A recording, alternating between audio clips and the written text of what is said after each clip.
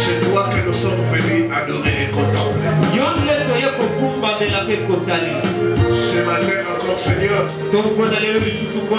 fais-nous du bien par ta parole. Éclaire-nous.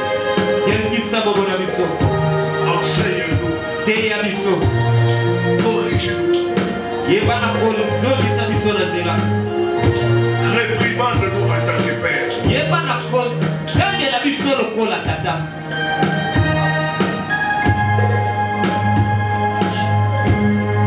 Au nom de Jésus. Que le saint dise Amen. Amen. Amen. Amen. Le Paul nous assoit, que Dieu soit loué. Bon dimanche à tous. Merci, pareillement. Nous allons continuer ce thème sur briser l'alliance de pauvreté.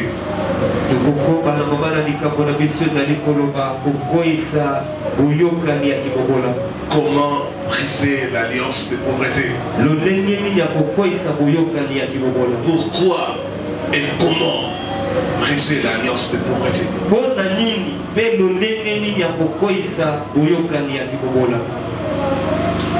Genèse chapitre 12, le verset 1er au 3e verset.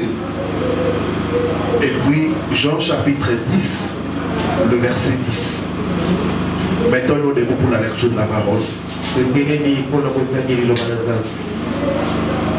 Je m'en vais lire au nom de Jésus-Christ. L'Éternel dit à Abraham, va-t'en de ton pays, de ta patrie et de la maison de ton père, dans le pays que je te montrerai. Je ferai de toi une grande nation. Et je te bénirai, je rendrai ton nom grand. Tu seras une source de bénédiction. Tu seras une source de bénédiction. Je bénirai ceux qui te béniront. Ce matin, que Dieu puisse bénir ceux qui te bénissent. Amen. Ceux qui te souhaitent du bonheur. Que Dieu puisse les bénir au nom de Jésus. Amen.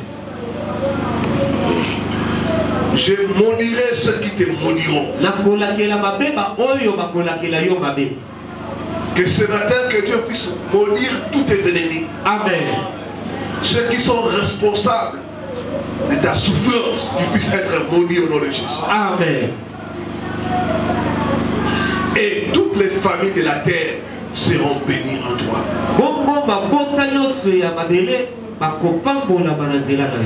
Jean chapitre 10, le verset 10. Le voleur ne vient que pour dérober, égorger et détruire.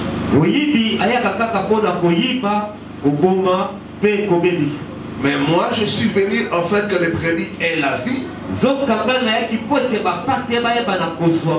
et qu'elles soient dans l'abondance. Le voleur ne vient que pour voler, égorger et détruire. N'est-ce pas la pauvreté? La pauvreté ne fait que détruire les vies. Voler l'espérance des vies des gens. Voler la joie, voler le bonheur dans les couples.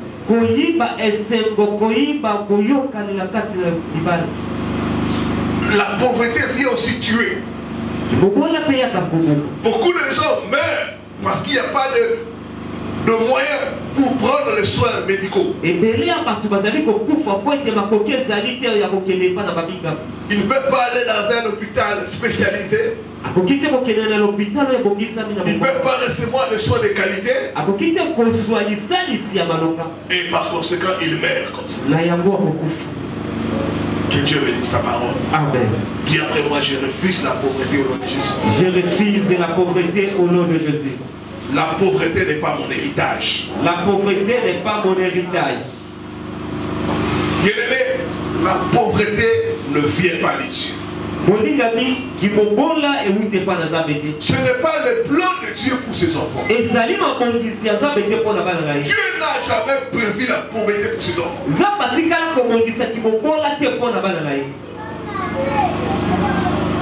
Nous voyons la pensée de Dieu en Éden.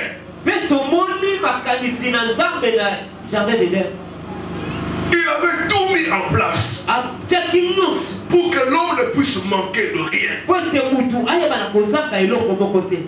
Il y a une alliance qui maintient les gens dans la pauvreté.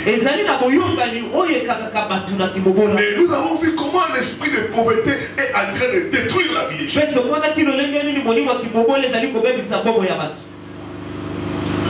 Ce matin, je vais pencher sur pourquoi il faut briser l'alliance de pauvreté.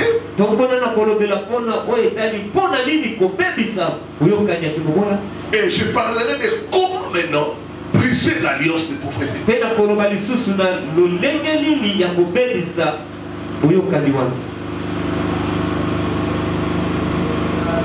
Pourquoi? La première raison, nous devons briser l'alliance de pauvreté pour être une source de bénédiction.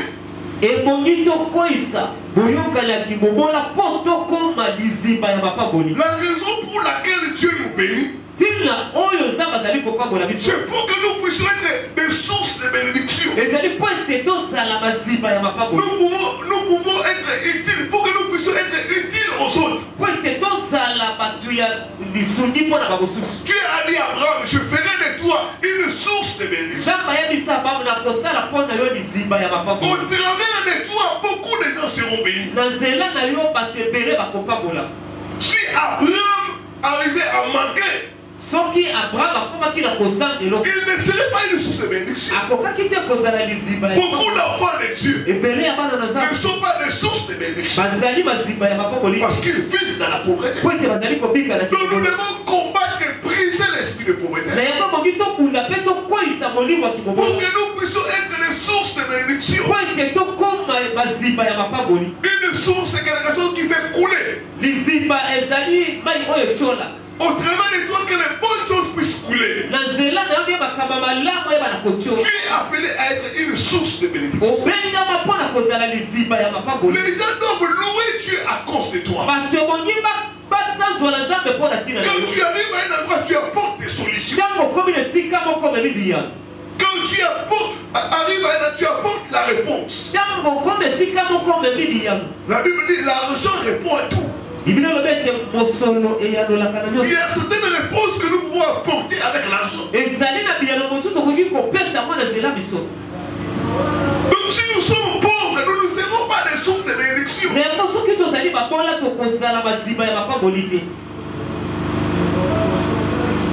Et une source fait couler. C'est pourquoi tu dois chercher à briser l'alliance de pauvreté pour que tu sois une source de bénédiction. Tu dois être porteur de solutions. Porteur de bonnes nouvelles. Tu dois être une charge. Mais tu dois être une bénédiction. Les gens ne doivent pas murmurer à cause de ta présence. Mais les gens doivent être contents. Vous savez, même dans les maisons, il y a certains visiteurs quand ils viennent. Nous savons qu'ils viennent pour demander. Mais il y en a qui viennent pour donner. Tu dois devenir ce genre de visiteur. Quand tu vas à un endroit, tu ne vas pas pour donner. Pas pour seulement recevoir. Dieu dit, je ferai de toi une source de bénédiction. Les bonnes choses doivent couler de toi. La deuxième raison pour laquelle nous devons briser l'alliance de pauvreté, c'est pour l'avancement du royaume de Dieu. Exode 35, verset 4 à 5. Dieu va dire à son peuple, prenez sur ce qui vous appartient. une offrande à l'Éternel. Les enfants d'Israël étaient sortis à l'Égypte avec quelque chose, avec de l'or, de l'argent. Arrivé à un endroit, Dieu m'a instruit Moïse qui doit construire le tabernacle. Mais Dieu ne va pas faire descendre l'argent. Dieu va dire à Moïse, dis aux enfants d'Israël qu'ils prennent ce qui leur appartient. Une offrande à l'Éternel. Si nous n'avons pas, comment allons-nous faire des offrandes pour l'avancement de l'œuvre de Dieu? Donc tu dois être béni pour soutenir l'œuvre de Dieu. Dieu dit prenez sur ce qui vous appartient. Il n'a pas dit chercher, non, il a dit prenez sur ce qui vous appartient. Exode 34. Exode 37, le 4e verset. Moïse parla à toute l'assemblée des enfants d'Israël et dit, voici ce que l'Éternel a ordonné. Prenez sur ce qui vous appartient une offrande à l'Éternel, de l'or, de l'argent et de l'érable. Prenez sur ce qui vous appartient. Mais cherchez pas, mais prenez sur ce qui vous appartient. Pourquoi? Parce que Dieu les avait bénis. Nous avons besoin de briser l'alliance de pauvreté pour soutenir l'œuvre de Dieu, pour faire avancer la cause du royaume. L'œuvre de Dieu demande de moyens. L'évangile est gratuit. Mais l'évangélisation coûte cher. Mais ce ne sont pas les païens qui vont faire avancer la cause du royaume. C'est les enfants de Dieu. Donc Dieu doit nous bénir pour soutenir son œuvre, pour faire avancer l'œuvre de Dieu.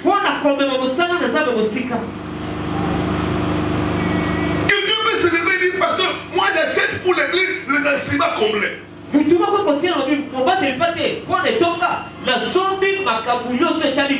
Moi, pasteur, je vais prendre les émissions radiophoniques en charge jusqu'à la fin de l'année. Il dit, prenez sur ce qui vous appartient.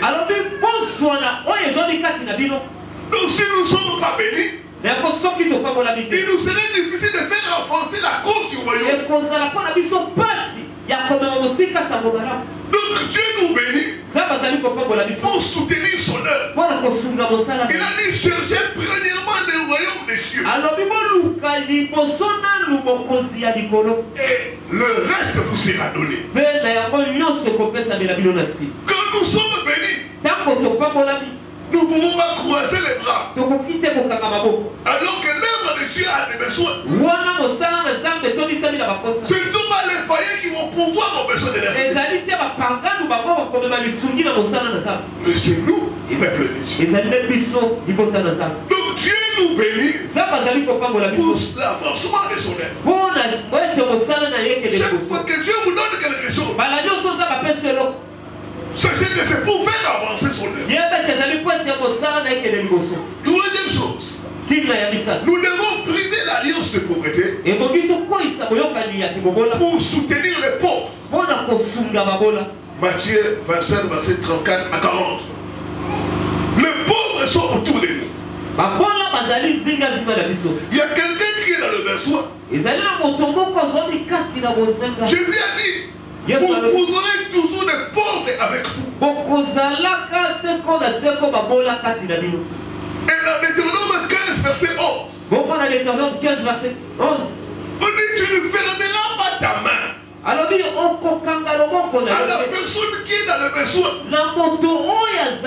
Si toi-même tu es pauvre, comment tu peux aider les autres? Donc nous devons briser l'alliance de pauvreté le pauvre, pour aider le malheureux. Quelque part, le maître va dire, j'avais faim, tu m'as nourri. Je manquais des amis, tu m'as couvert. Si nous sommes pauvres, il nous serait difficile de pratiquer les bonnes œuvres.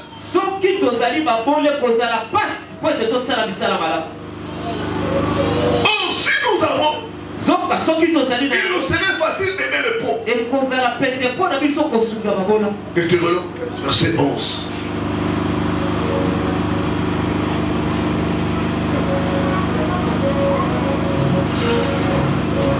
Il y aura toujours des indigents dans le pays. Il y aura toujours des indigents dans le pays. Même parmi nous, il y a des indigents. Il y aura toujours des indigents parmi vous. C'est pourquoi je te donne ces commandements. Dis après moi ces commandements. Tu ouvriras ta main à ton frère, aux pauvres et à l'indigent dans ton pays.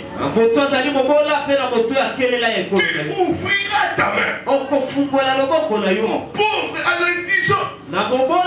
Qui est dans le pays, beaucoup d'enfants ne n'ouvrent pas leurs mains. Et tu ouvriras ta main aux pauvres et à l'indigent. Il y en a qui manquent les amis. Il y en a qui manquent la nourriture. Il y en a qui manquent même le moyen de se déplacer. Certaines personnes ne sont pas venues. Ce matin, mais parce qu'il manque les transports. Il y aura des pauvres parmi. Une fois quand tu vas parler, il m'a dit tu dois soutenir l'œuvre de Dieu. Et j'ai instauré ça. Depuis 2014, ceux qui manquent les transports, ceux qui viennent de loin, chaque fois il faut qu'on leur donne les transports. Ça paraissait comme la folie. Mais nous avons continué à appliquer cela. Une des choses pour soutenir les pauvres.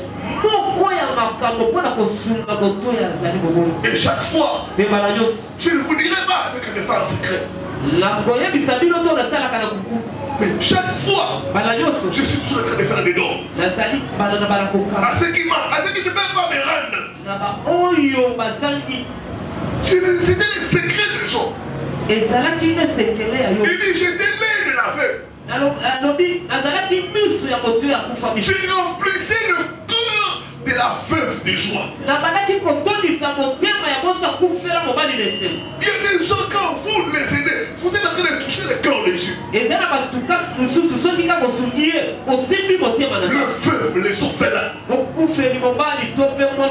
Vous savez les secrets.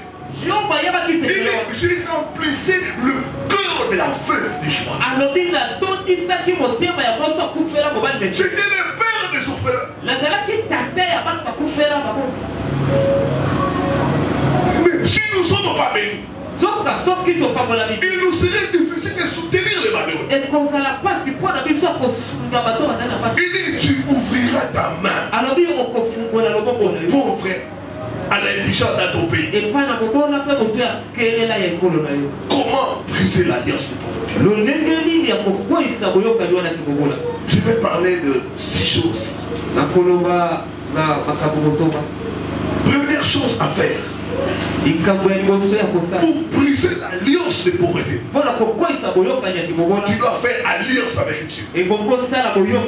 Sans l'alliance avec Dieu, il nous serait difficile de briser l'alliance de pauvreté. Il faut une alliance pour briser une autre alliance. Et dans l'alliance avec Dieu, il faut marcher dans l'intégrité, il faut marcher dans la sanctification. Avoir une vie de prière, une vie de méditation de la parole de Dieu, se séparer du mal. Ce sont les termes de l'alliance avec Dieu. Beaucoup viennent dans l'église, mais ne sont pas en alliance avec le Seigneur. On entre en alliance avec Dieu par la nouvelle naissance. Tu dois naître de nouveau. Tu dois recevoir Jésus-Christ dans ta vie comme Seigneur et Sauveur. Beaucoup ont reçu Jésus-Christ dans leur vie comme Seigneur et Sauveur, mais ils ont rétrogradé. Ils sont rentrés dans le monde. Donc l'alliance avec Dieu. Parce que nous ne pouvons pas briser l'alliance de pauvreté si nous ne sommes pas en alliance avec Dieu. Donc le premier secret pour briser l'alliance de pauvreté, c'est être en alliance avec Dieu. Être en alliance avec Dieu.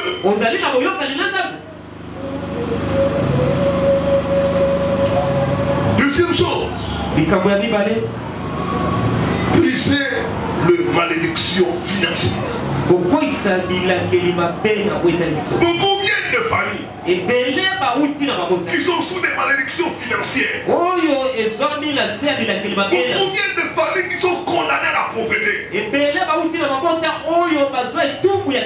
Vous verrez dans la famille, personne n'a levé la tête. Vous verrez dans la famille, vous tous vous êtes dans la même situation. Quelque part, il y a une malédiction financière. Il y a des choses que tu dois détruire pour que Dieu puisse agir dans ta vie. Les malédictions financières. Mais tu es là. Tu ne comprends pas chaque fois que tu t'approches du but. Il y a quelque chose qui vient tout gâcher. Quelque part, il y a une malédiction. D'autres vivent des choses qui se reproduisent chaque fois. Tu dois combattre dans la prière, dans les jeûnes, briser les malédictions financières, mais obstacle à la richesse et à la prospérité. Ça peut être le système familial, ça peut être que la personne est sous les attaques de la sorcellerie. Il y a la pauvreté par envoûtement, ça existe mon frère. Tu dois combattre dans la prière. Le Bible dit soumettez-vous à Dieu. Résistez au diable. Il fuira loin de vous. Résistez à ces démons qui a dit que toi tu ne peux pas monter dans des finances. Toi tu ne peux pas sortir de la pauvreté. Toi tu dois toujours pleurer. Tu dois briser cette attaque. Au nom de Jésus-Christ. Au nom de Jésus-Christ. Utilisez les armes de Dieu. Dans le jeûne, dans la prière. Une fois j'étais en train de lire les livres des hommes de Dieu. Je suis arrivé à un endroit où il a parlé des malédictions financières. Directement Dieu m'a dit c'est ça ton problème. Il y a des malédictions dans ta famille. C'est pourquoi tu vois tes finances chaque fois tu fais des hauts débats, des hauts débats. J'ai proclamé un temps de prière. J'ai commencé à ordonner à l'ennemi par la puissance du sang de Jésus. Tu dois libérer mes finances. Tu dois me libérer mes finances. Tu dois libérer mes finances. Par la puissance du sang de Jésus. Tu dois libérer ma richesse. Tu ne peux pas bloquer cela. Moi j'appartiens au royaume de Dieu. Je te donne Satan. Mais lâchez mes finances. J'ai commencé à prier, à prier. La nuit je me réveillais. 3h, 1h du matin. J'étais en train de révoquer les malédictions financières. J'ai dit je ne finirai pas dans la pauvreté. Comme les membres de ma famille. Moi je dois monter et rester toujours en haut. Quand il a dit ses enfants seront la tête, et non la queue. J'ai commencé à lutter dans la prière. À lutter dans la prière.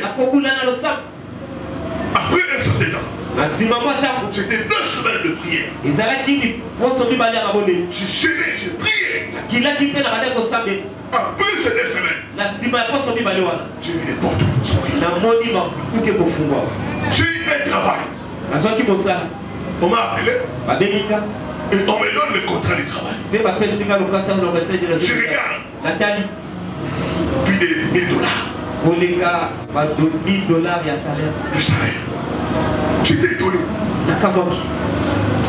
Mais comment cet argent, je n'ai jamais gagné cela? Mais maintenant j'ai ça. Dieu m'a dit, tu as brisé les malédictions financières. Même dans le ministère, c'était difficile pour qu'une personne me donne $100. Quand j'ai commencé à briser les malédictions financières, les gens commencent à venir. Pasteur, ça c'est pour toi. Pasteur, Dieu m'a dit de faire quelque chose pour toi. Depuis lors, frères et sœurs, je vois les portes s'ouvrir. Bien-aimé, il y a des malédictions financières.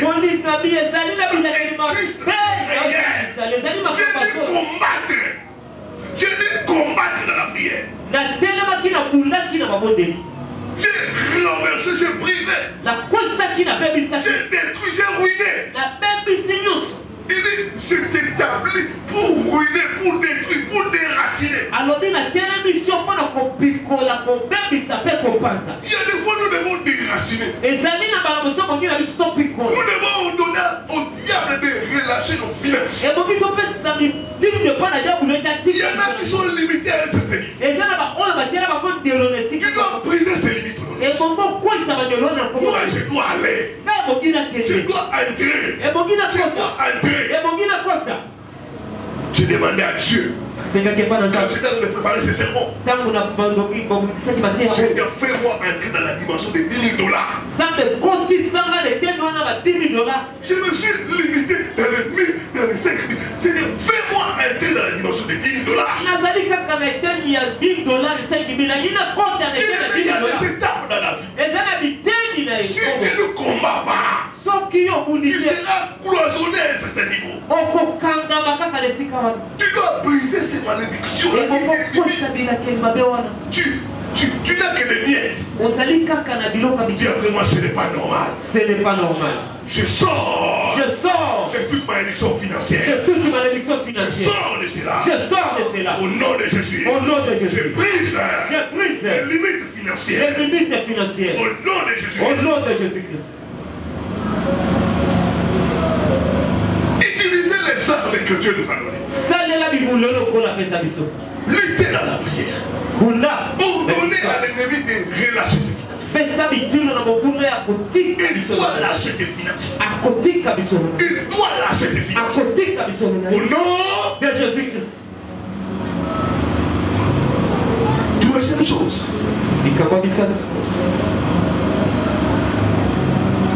Le respect de l'alliance donnée. Tu ne peux pas recevoir sans donner. Proverbe 11, verset 24 à 25. Dieu respecte ses lois. Tu ne peux pas recevoir sans donner. C'est ça le principe spirituel. Avant de recevoir, il faut donner. Même si tu n'as rien, le peu que tu as là, ça peut te connecter à l'alliance de donner. Donner, ce n'est pas des millions, non. C'est le peu que tu as là qui te connecte à l'alliance de donner. Allons dans le monde spirituel. Nous sommes tous dans le monde spirituel. Vous allez voir un marabout, un féticheur. Donnez-moi ça, donnez-moi ça. Il va te donner des conditions. de donner quelque chose. Pourquoi? Parce que c'est un principe spirituel. Tu ne peux pas recevoir sans donner quelque chose. Non, ça n'existe pas. Tu dois donner quelque chose pour recevoir en retour. C'est même la loi que Dieu a établie. Parce que le diable ne fait que copier ce que Dieu est en train de faire. Il a longtemps été avec Dieu. Il a copié le principe de Dieu. Même Dieu lui-même, pour nous avoir, il a donné son fils. Jésus-Christ de Nazareth, qui est mort pour nous racheter à lui. Pour que nous puissions l'appartenir. Même Dieu pour recevoir beaucoup d'enfants, il a donné son fils. Dans le principe de donner est capital dans la vie chrétienne. Proverbe 11, verset 24. La Bible dit ceci. Tel donne libéralement devient plus riche. Tel qui épargne à l'excès ne fait que s'appauvrir. L'âme bienfaisante sera arrosée. Celui qui arrose sera lui-même arrosé. Celui qui arrose sera lui-même arrosé. Donc c'est un principe spirituel. Donc si vous voulez recevoir, vous devez donner quelque chose. Même si c'est peu. Parce que Dieu ne regarde pas la quantité. Dieu regarde la qualité de ce que.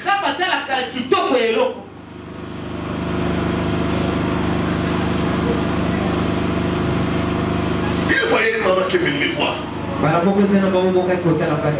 J'ai prié pour elle. Elle avait moins de 5 $, 5 000 francs. Il m'a dit, pasteur, moi on m'a fait lire dans la parole de Dieu qu'on ne se présente pas devant l'homme de Dieu le même. J'ai 5 000. J'aimerais partager avec vous. Prenez 1000 francs. Et les 4 000, je vais faire la cuisine pour la maison. J'étais très touché. J'ai refusé, dit non, parce que ne me refusez pas la bénédiction.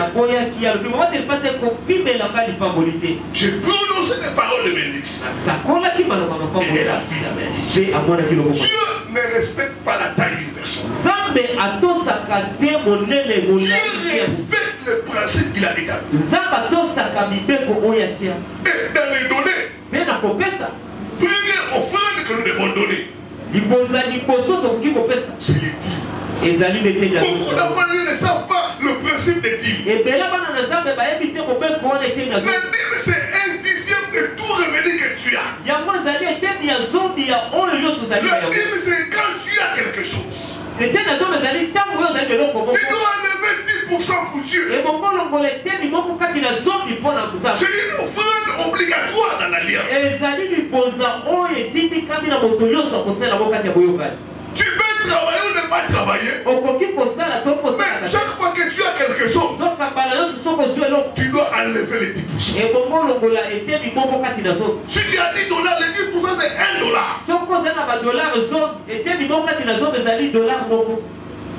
C'est une offrande obligatoire pour tout enfant. Mais combien dans l'église donnent leur dîme? Tu fais les affaires. Tu te retrouves avec l'argent. Mais le 1/10 de Dieu, tu ne payes pas. C'est aussi une des sources de blocage de la vie de beaucoup de gens. Les 1/10. À part les 1/10, vous avez aussi les offrandes volontaires. Là, on ne demande pas on ne fixe pas les pourcentages. selon ce que la personne possède. Selon que Dieu t'a béni, tu peux prendre quelque chose qui vient de toi pour soutenir les frères.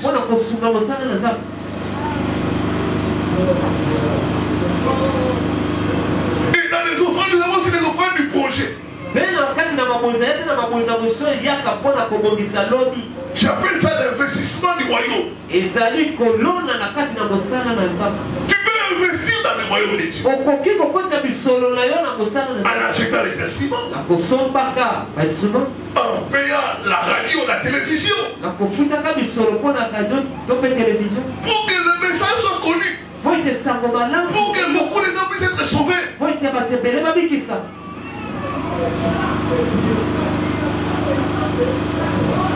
Les dons libèrent la grâce de Dieu.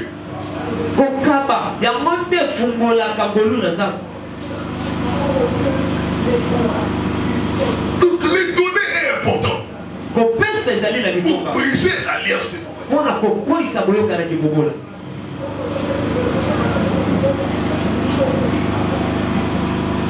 Quatrième chose pour briser l'alliance des prophètes,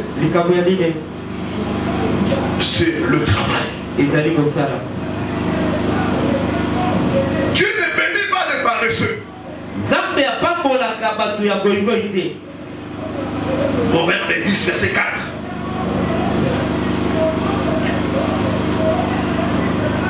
Celui qui agit d'une main lâche s'appauvrit. Mais la main des diligents enrichit. Dieu bénit ceux qui travaillent. Le principe du travail. Beaucoup d'enfants n'aiment pas le travail. Mais le travail, c'est un canal par lequel Dieu descend pour faire arriver sa bénédiction sur toi.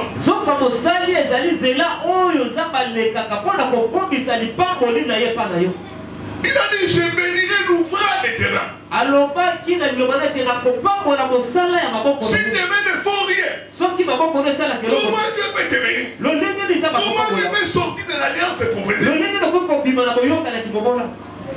Tes mains doivent faire quelque chose. C'est au travers de cette chose-là que Dieu va déverser sa bénédiction. Beaucoup d'enfants de Dieu prient, ils donnent leurs offrandes, mais des fois ils ne travaillent pas. Ils n'entreprennent pas. Donc Dieu n'a pas de canal pour envoyer sa bénédiction.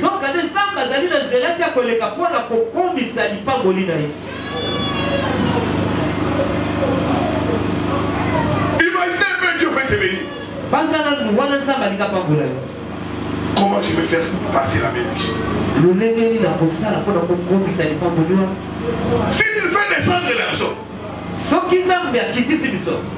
il va l'arrêter. Même les États-Unis d'Amérique vont l'arrêter.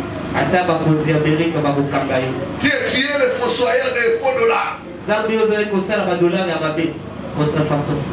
Mais si Dieu, au travers ton travail, envoie quelqu'un pour que tu puisses avoir quelque chose de bon. Là, il a agi dans les règles. Amen, l'église. Regardez les enfants du monde éternel. Quelqu'un peut aller prendre des fétiches.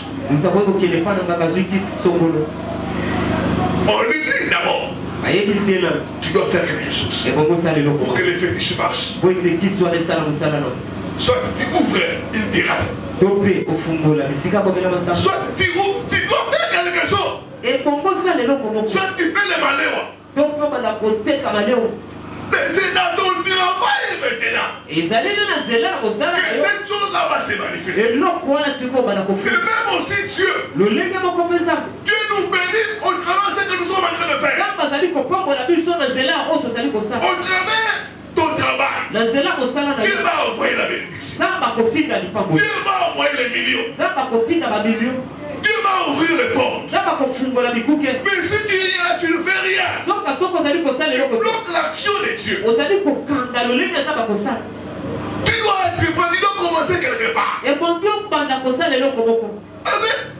Ce que tu fais, maintenant tu vas donner l'élévation à ton travail.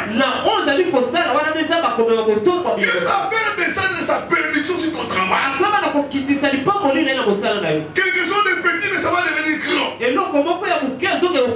À cause de la main de l'Éternel. Église, enfant de Dieu, sortez de la paresse. Ne soyez pas là toute la journée à ne rien faire. Suivez des formations. Apprenez des métiers. Commencez même petit. Faites les affaires. Nous avons beaucoup d'opportunités d'affaires. Tu peux commencer même avec un petit et aller loin. Dis après moi, je travaillerai. Avec mes mains. Psaume 1, verset 3. La Bible dit tout ce qu'il fait. Tout ce qu'il fait. Pas tout ce qu'il dit. Tout ce qu'il fait. C'est pas dans ton travail que Dieu te bénit. Beaucoup de fois, j'ai reçu beaucoup de bénédictions. Par mon travail. Je me rappelle, j'ai prié pour un frère. Il est parti à l'étranger. Un jour, il est revenu. Il m'a trouvé. Il m'a dit, pasteur, je vais te bénir. Tu as prié pour moi. J'ai eu une ouverture. Maintenant, je vais te bénir. Et ce frère-là m'a donné beaucoup d'argent. Il me met dans le Seigneur. Dieu nous bénit au travers du travail. Si tu ne travailles pas, comment Dieu va te bénir? Commencez quelque part. Essayez quelque part. Essayez quelque chose. Dieu ne bénit pas les personnes. Entreprenez.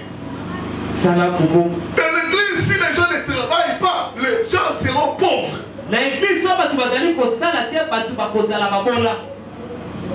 Cherchez. Le travail, ce n'est pas le bureau. Il y en a qui sont appelés à aller au bureau. Mais il y en a aussi qui sont appelés à aller dans les commerces, dans les affaires. Dans le football. J'ai vu dernièrement un footballeur congolais. Avec un salaire de 1 million d'euros.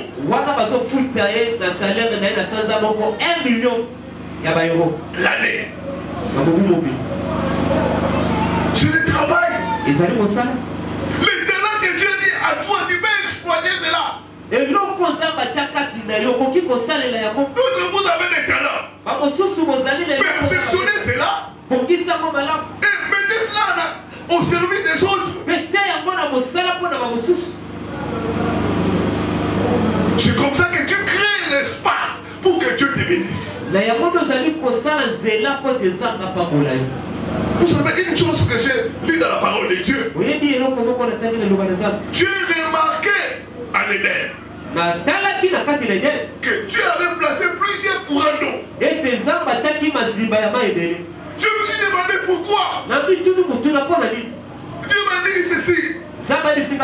J'ai mis beaucoup de courants d'eau, de fleuves. Parce que si un fleuve tarit, l'autre peut suppléer. C'est pourquoi Dieu nous a donné plusieurs talents. Exploitez ces talents-là. Ne soyez pas seulement un homme d'un seul travail. Non. Qui ne fait qu'un seul travail. Tu peux aller au bureau, être fonctionnaire de l'État, et dans les temps libres avoir un atelier de couture.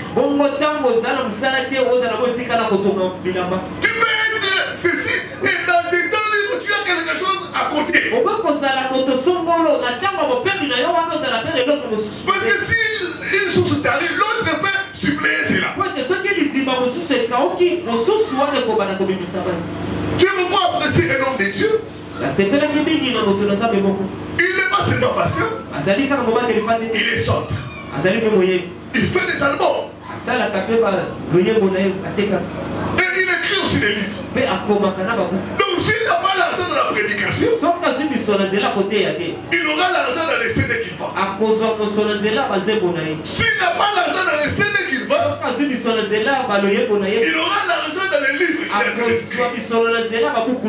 Soyez comme ça, enfant de Dieu. Ne faites seulement pas une seule affaire. Diversifiez vos affaires. Tu peux être là, tu fais ça, tu fais ça, tu fais ça.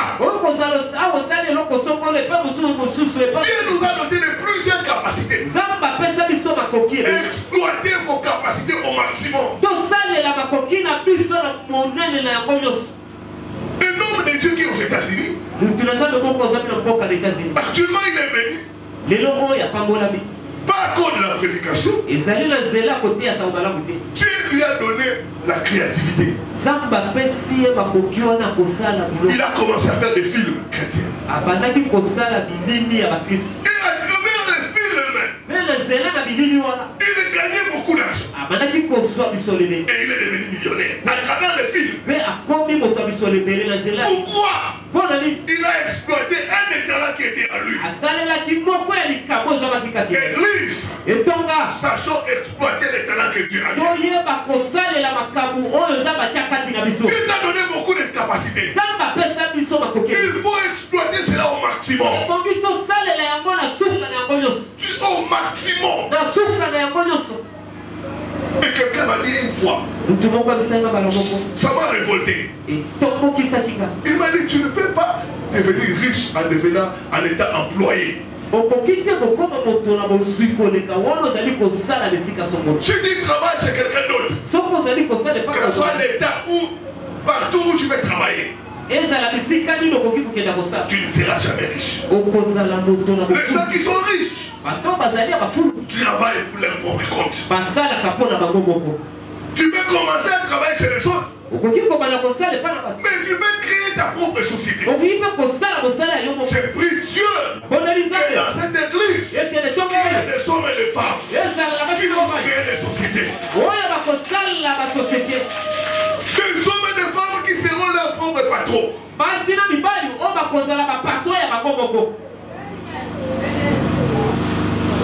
Des hommes et des femmes, des mamans Dubaï, des mamans Chine. Amen, l'église. Amen. Des hommes et des femmes qui auront 4-5 parcelles qu'il est en train de faire louer. Et ils vivent de ça. Il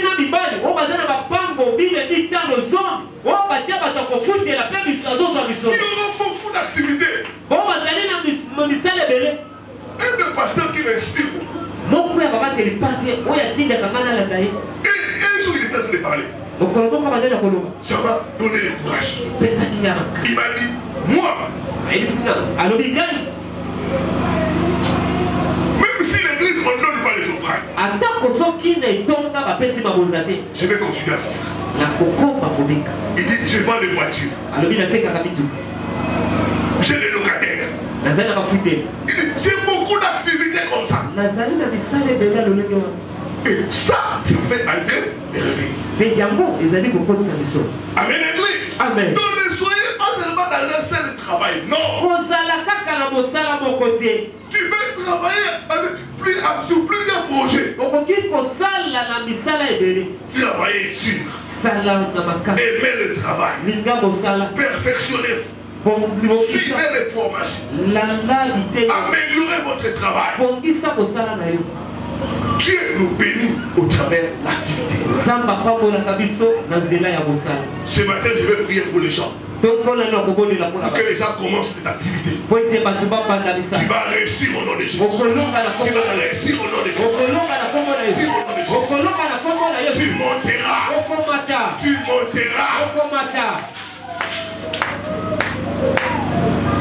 Je vais prier pour les gens qui vont commencer leur propre société. Amen. Amen. Les gens qui seront leur propre PDG. Cinquième chose, par la confiance en Dieu.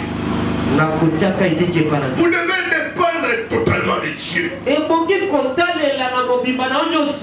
Notre confiance doit être en Dieu.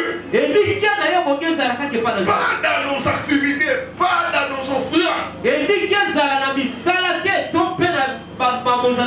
Tu travailles, mais tu mets ta confiance en Dieu. Car la Bible, c'est la bénédiction de l'Éternel qui est riche. Croyez en Dieu. Beaucoup d'enfants de Dieu sont tombés dans l'extrémisme. Ils abandonnent la prière, ils abandonnent les activités religieuses à cause du travail.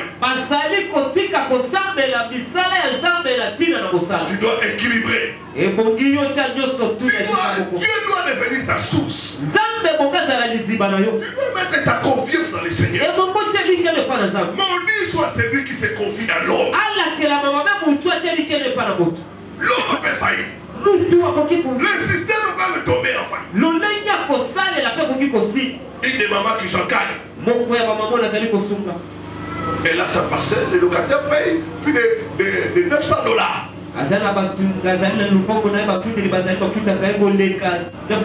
Dans un quartier qui est bien.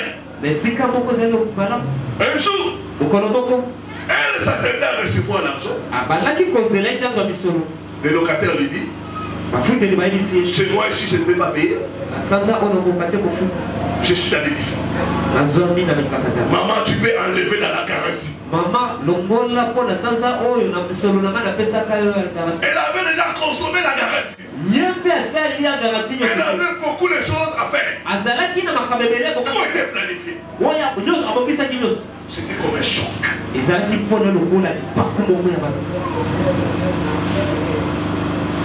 Dans la même semaine, ce locataire vient encore. Je pense que je vais quitter cette maison. Je ne veux plus continuer d'autre mois. Si tu peux me remettre ma garantie.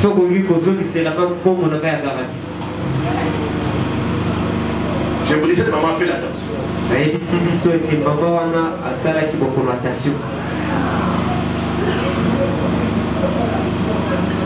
Mais maintenant, elle est un peu convalescente. Le matin, elle n'est pas venue ce matin. Mais voyez le choc. Maudit soit celui qui se confie dans l'homme. C'est pourquoi beaucoup de gens, quand le travail ne va pas, d'autres se suicident.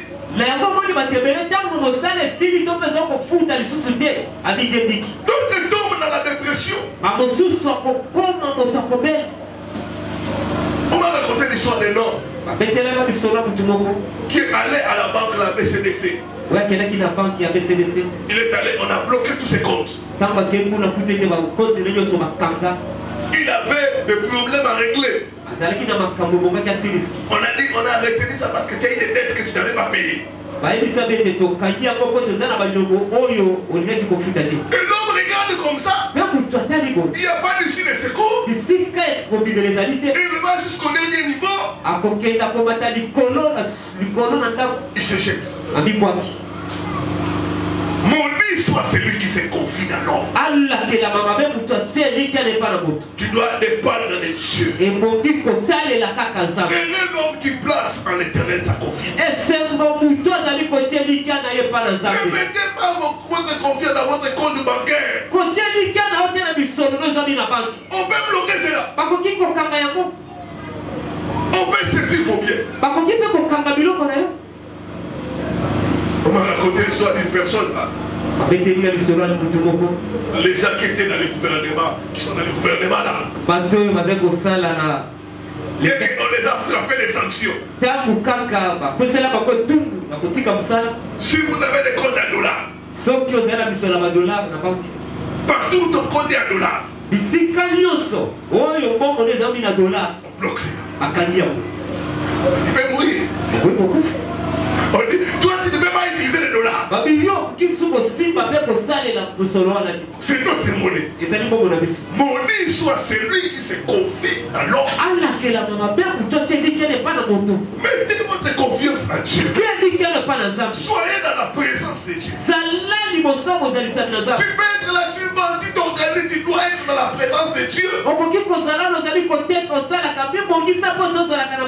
quoi sert-il à un homme de gagner tout le monde s'il perdait son âme? Les systèmes peuvent changer. Mais Dieu ne peut pas changer. Les hommes peuvent passer. Le gouvernement passe. Le système politique passe. Hier c'était Mobutu. Aujourd'hui il y a une autre personne. Demain il sera encore une autre personne. Mais Dieu le meurt le même. Ceux qui se confient en l'éternel ne sont jamais confiés.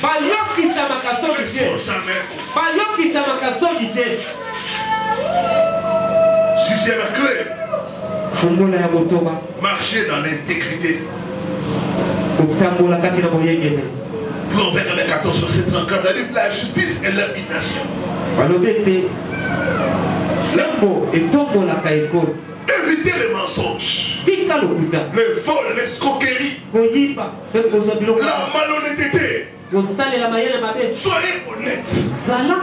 Dieu bénit ceux qui sont honnêtes. Marchez dans l'intégrité. Ne soyez pas dans la magouille, dans la corruption. Ne faites pas du mal pour gagner l'argent. Non. Ne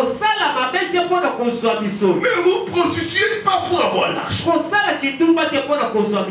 Marchez dans l'intégrité. Évitez la fraude, évitez la tricherie, l'escroquerie, la malhonnêteté, le vol.